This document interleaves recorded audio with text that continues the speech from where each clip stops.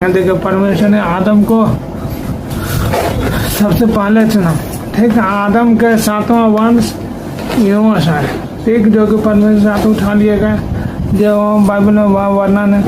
Enos के उसी वंश में नूह का जन्म हुआ, और जब नूह एक धर्मी व्यक्ति था, उसमें जल प्रलय हुआ, नूह बचे हुआ, और उनके तीन बेटे बचे, पुतों और पत्नी, यानी कुल 8 लोग बचे। 3 3 6 2 8, और 8 लोग को छोड़कर पूरा जो है अब्राहम आदम के वंश वाले सब मर गए।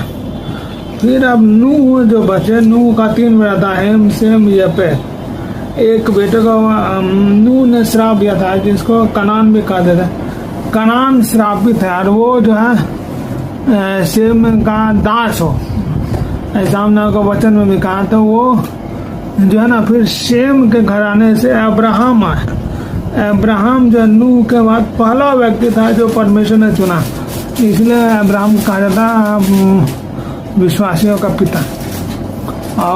और अब्राहम का बेटा हुआ इसहाक। इसहाक का 2 बेटा हुआ,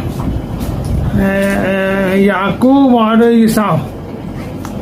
तो याकूब को परमेश्वर, उसका नाम था याकूब, जो जन्म दिया उसका पिता इसहाक को नाम दिया था याकूब, लेकिन परमेश्वर ने उसका नाम को आशीष में बदला और उसका नाम इजराइल बनाया।